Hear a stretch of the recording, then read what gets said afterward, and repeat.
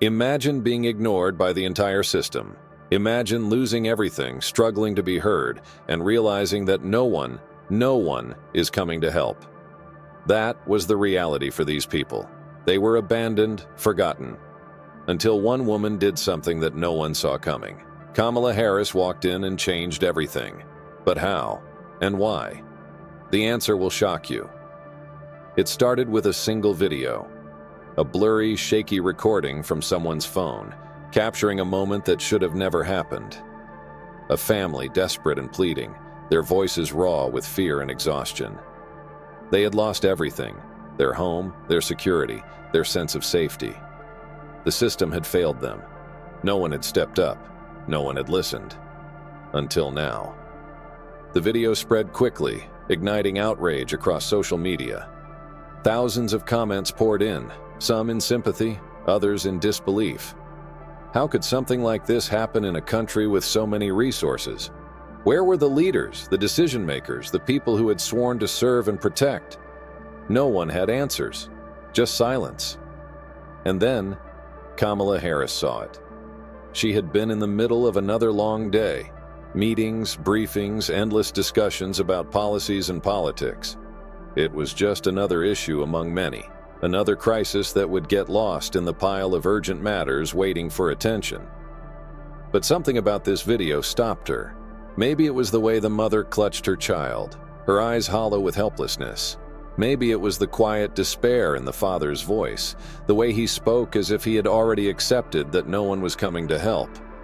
Kamala Harris had seen many stories like this before, too many. But this time, something was different. She called one of her aides into the room, her tone sharp and urgent. "Find out everything about this," she said, tapping the phone screen, replaying the video. "I want names. I want locations. I want to know exactly why this is happening." Within hours, her team had gathered the details. It was worse than she thought.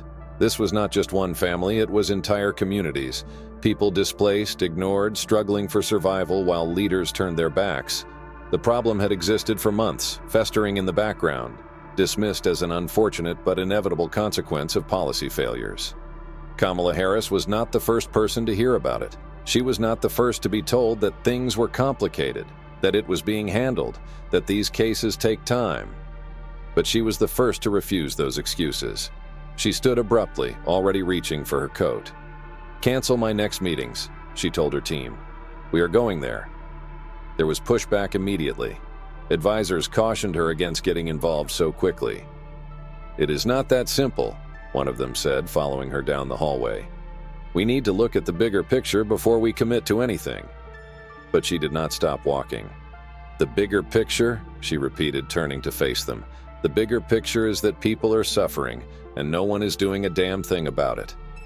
The plane ride was quiet, tense. She reviewed reports, scrolled through testimonies, read every article, every memo. She wanted to know everything. The deeper she looked, the angrier she became. These were not accidents. These were not unfortunate circumstances beyond control. They were the direct result of negligence, indifference, and bureaucracy designed to push people aside. By the time she arrived at the scene, a small crowd had already gathered. Reporters had caught wind of her visit, and cameras were already rolling. But that was not who she was here for. She walked straight to the families. People hesitated, uncertain at first. They had seen politicians before, making promises that never came true, shaking hands for the cameras, only to disappear when the media lost interest. But then, Kamala Harris knelt down in front of the woman from the video, the mother whose voice had ignited a movement. She reached for her hand, looked her straight in the eye, and said, "Tell me everything." The woman hesitated for only a second before the words spilled out. The eviction notice that came without warning. The applications for assistance that had gone unanswered. The endless phone calls, the waiting, the rejection. The fear that her children would not have anywhere to sleep, that no one cared whether they lived or died. Kamala Harris listened. Not just for the cameras, not just for a statement to be prepared later. She listened because she needed to understand. When the woman finished, Kamala turned to the crowd. "Who else?" she asked. "Who else has a story like this?" Hands shot up. Voices overlapped. One by one, she listened to them all. Behind her, members of her team whispered among themselves. "We cannot fix all of this in one day," one of them said. "This is bigger than one visit." She knew that. But it was not about fixing everything in one day. It was about making it clear that someone was finally listening. After hours of conversations, she stood before the crowd and did something no one expected. She took out her phone, dialed a number, and put it on speaker. A voice answered, one of the officials responsible for the decisions that had led to this disaster. "This is Kamala Harris," she said, her voice sharp, unwavering. "We need to talk." The crowd fell silent. Reporters leaned in. For the next several minutes, she held a conversation that should have happened months ago. She demanded answers. She called out failures. She did not accept vague excuses or bureaucratic nonsense. She pushed, and she pushed hard. And then, she said something that sent shockwaves through everyone listening. "You have 48 hours to start fixing this. If you do not, I will make sure the whole country knows exactly why." A hush fell over the group. The official on the other end of the line stammered, promising to review the cases immediately, promising to act, promising change. But Kamala Harris did not believe in promises. "I will be back," she said, ending the call. She turned to the families. "This is not over," she told them. "I will make sure of that." Some people cheered. Some still looked skeptical. And she understood that. They had been let down too many times before. But that was the moment everything changed. Because within hours, emails started flooding in. Phone lines that had once gone silent were now ringing. Officials were scrambling to issue statements, to take action, to avoid the kind of exposure they knew was coming. And as for Kamala Harris, she was already planning her next move. Because one visit was not enough, one call was not enough, and she was just getting started. The news came to her in the form of a short clip, a grainy handheld video showing a family of 5 standing outside their home, locked out with nowhere to go. The mother held her youngest child close, shielding him from the cold. The father knocked on the door one last time, but there was no answer. The house was no longer theirs.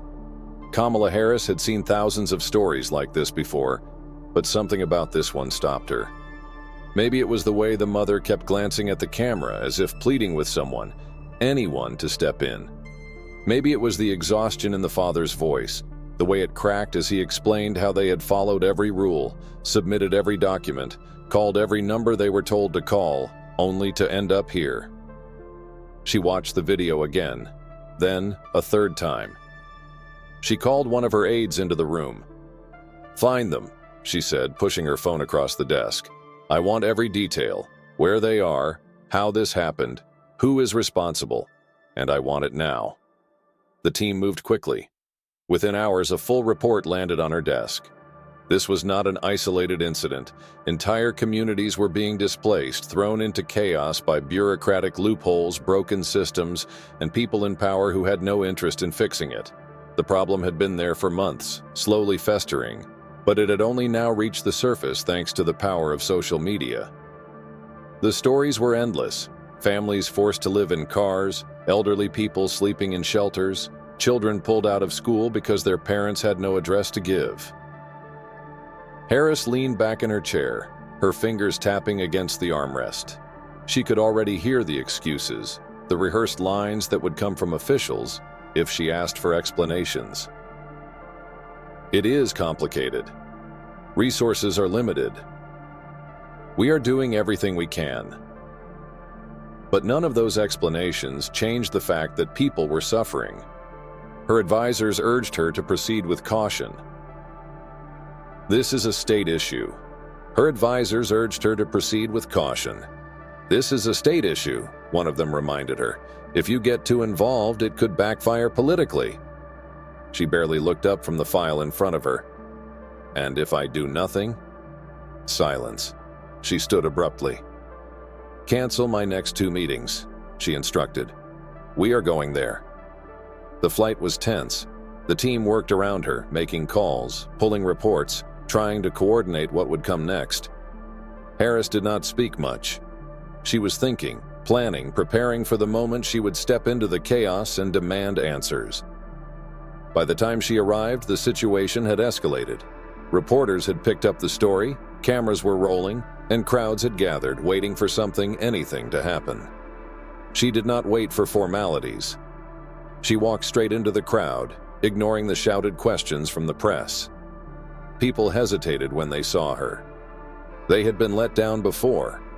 Politicians had come and gone, promising change, only to disappear once the headlines moved on. She approached the mother from the video, the woman who had unknowingly set everything in motion. "I am here to listen," Harris said. "Tell me everything." The mother hesitated, her eyes flickering between Harris and the cameras surrounding them. Then, her story poured out. How they had done everything right. How they had trusted the system to help them, only to be abandoned. How her children had gone to bed hungry because there was no money left after paying legal fees and filing paperwork that never led anywhere. Harris listened, absorbing every word. She could feel the weight of the people around her, the expectation, the hope, and, most of all, the doubt. When the mother finished, Harris turned to the crowd. "Who else?" she asked. Voices erupted all at once. People stepped forward, desperate to be heard. She listened to every single one. Her team watched, some exchanging uncertain glances. This was not how these visits usually went. Typically a brief speech, a photo op, a promise to look into it, then back to business as usual. But this was different. Harris was not here for a headline. She was here for answers.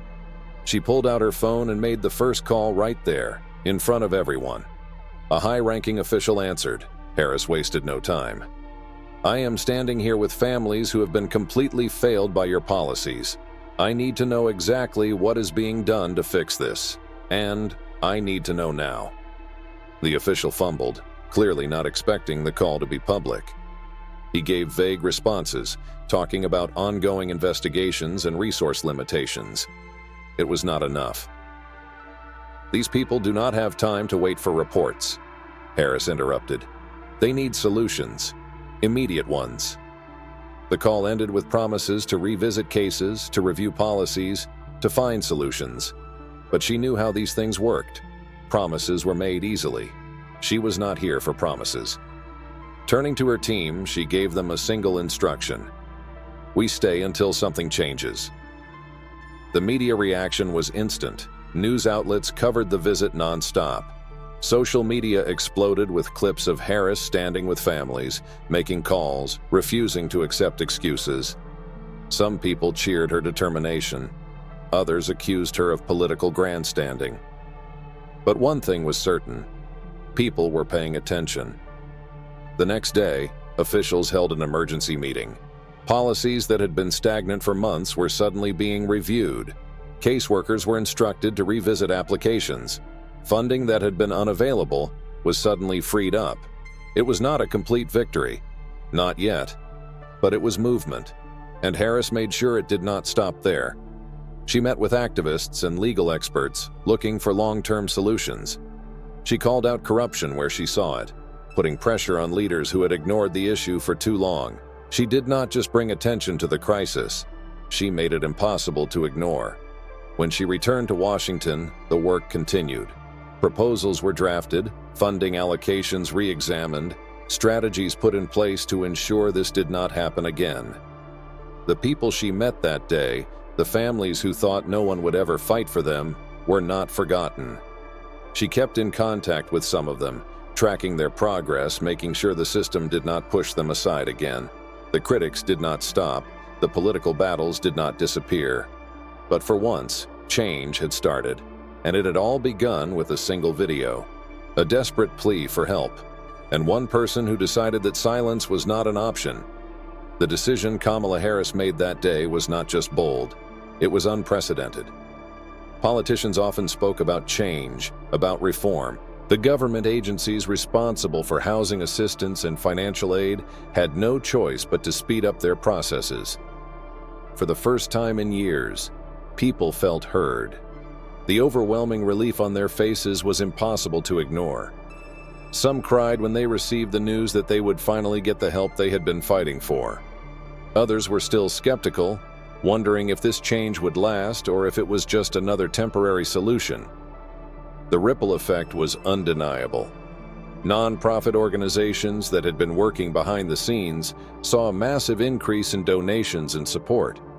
More volunteers came forward, inspired by the visibility the issue had received. For once, the national conversation was not just about statistics or policies, it was about real people and their stories. But not everyone was happy. The backlash came swiftly. Critics accused Kamala Harris of overstepping her role, calling her actions reckless and irresponsible. Some argued that she had bypassed important government procedures, setting a dangerous precedent. Others claimed that she was using the crisis for political gain, taking advantage of vulnerable people to boost her public image. The attacks came from all sides. Political opponents accused her of acting out of emotion rather than logic. Some members of her own party warned that she was moving too fast, that real change took time, and that she was making enemies with powerful figures who would not forget this. Major corporations and financial institutions that had benefited from policies keeping these families in debt pushed back hard. Lobbyists worked behind the scenes to discredit her efforts, funding negative media campaigns that painted her as impulsive and divisive. Talk shows and political analysts debated whether she had made the right call. Some called her a hero. Others claimed she had created chaos.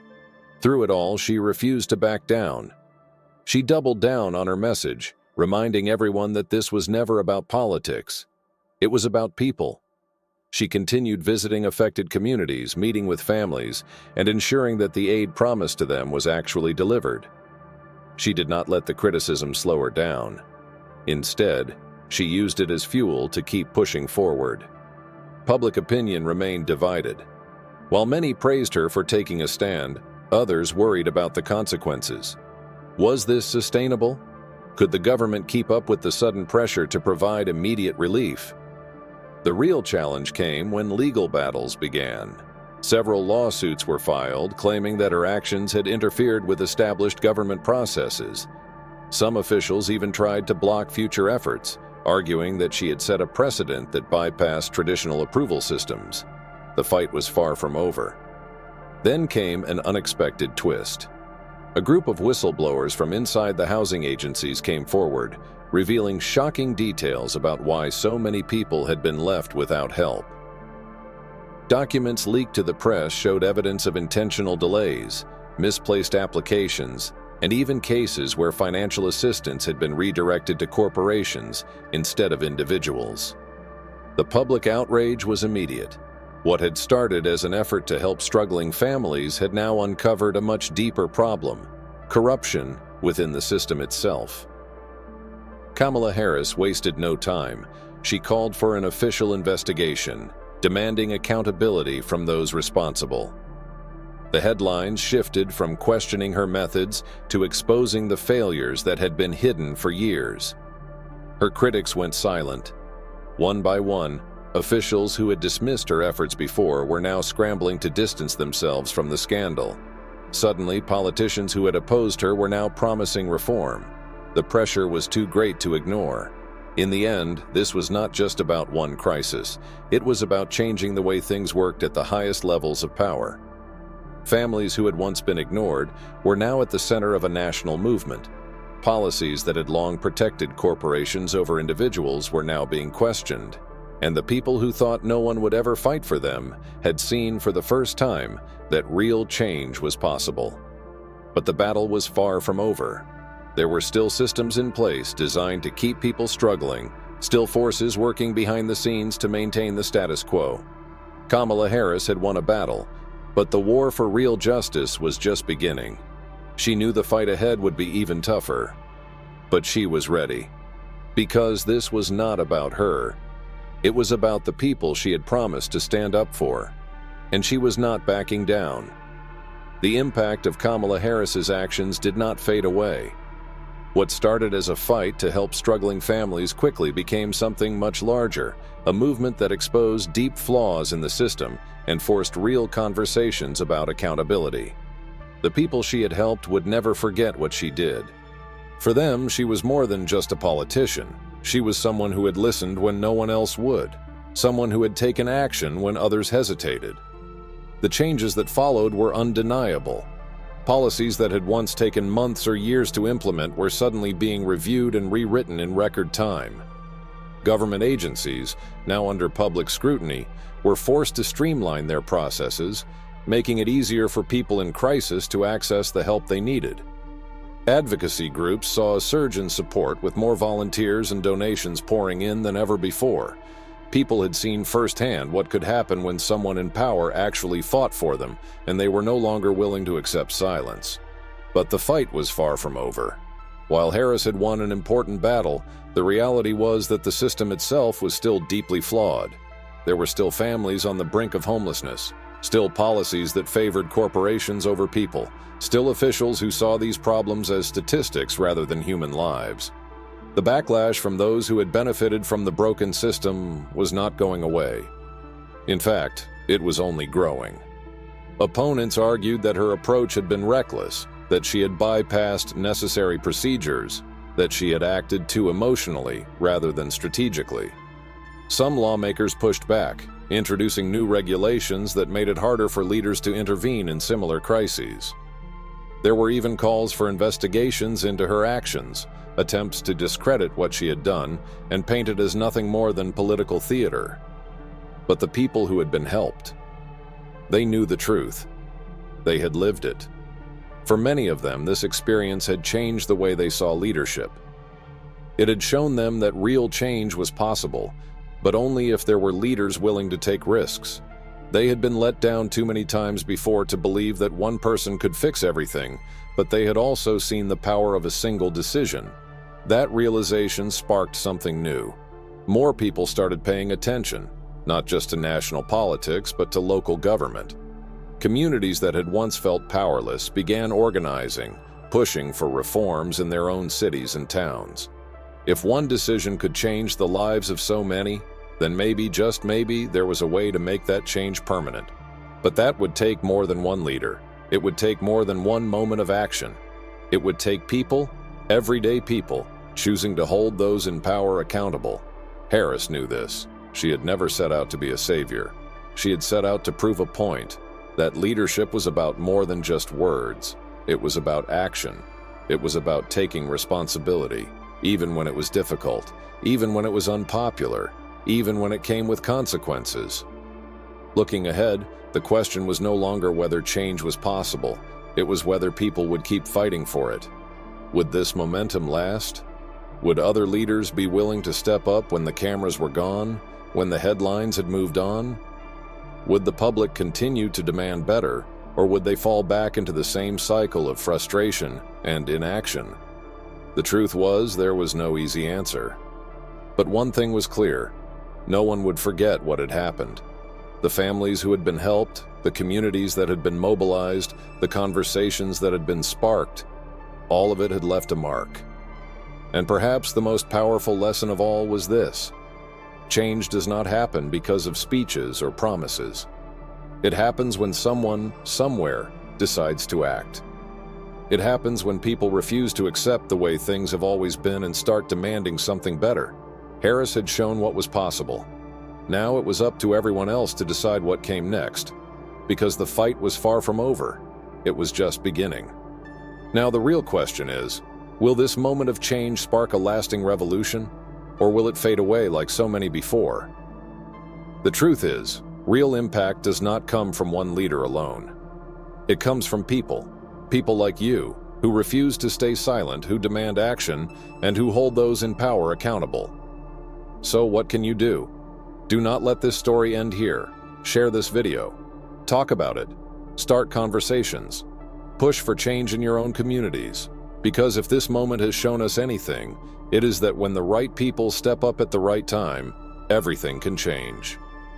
The fight is not over. It is just beginning. Will you be part of it? Hit that like button if you believe in action over words. Comment below with your thoughts.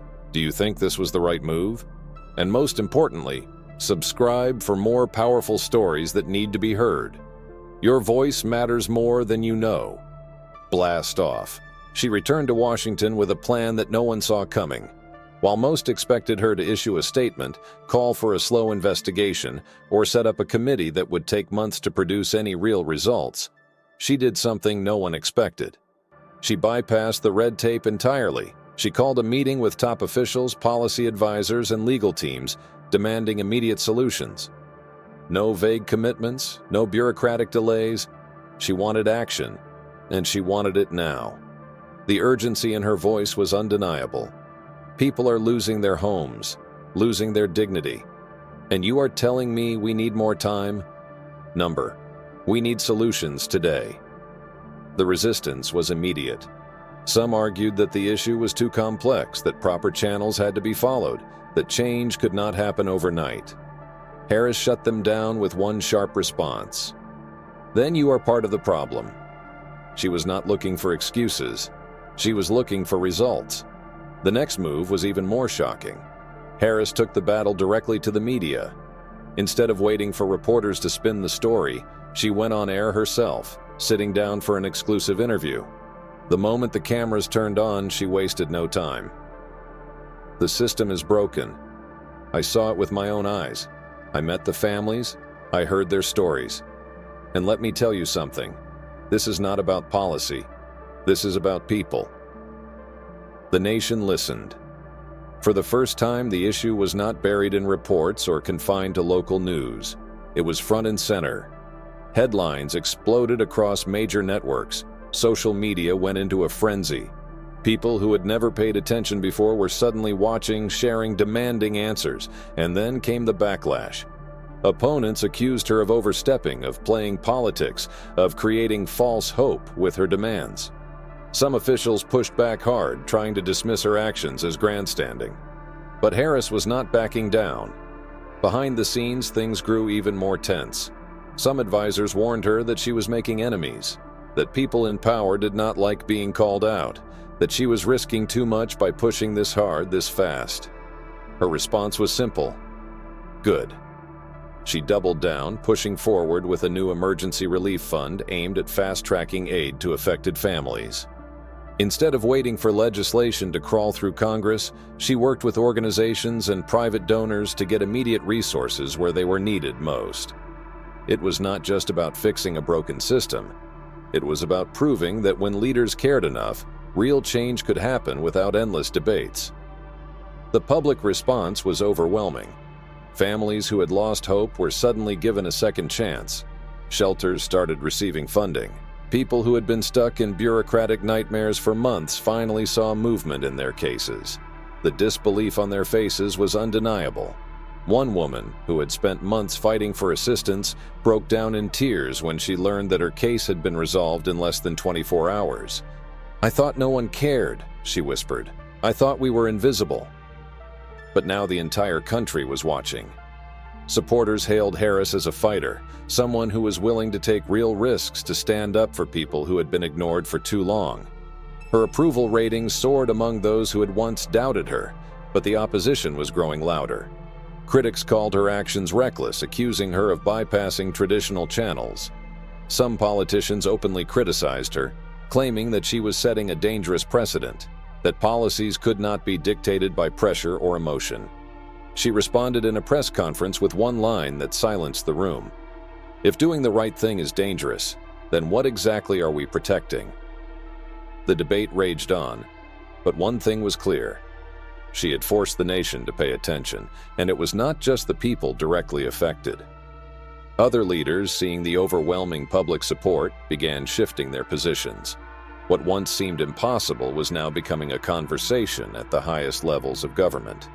But Harris was not celebrating just yet. She knew that big moments of change often came with big resistance. The true test was not whether she had captured attention, it was whether she could sustain the momentum. She was ready for the next fight, because this was not just about one crisis. It was about proving that real leadership meant action, and she had no intention of stopping now. The impact of Kamala Harris's actions spread far beyond what anyone had imagined. What started as an effort to help struggling families quickly turned into something much bigger. The change was immediate for those directly affected. Families who had been forced out of their homes found new hope as emergency relief funds were distributed faster than ever before. People who had been stuck in endless bureaucratic loops suddenly saw their cases move forward.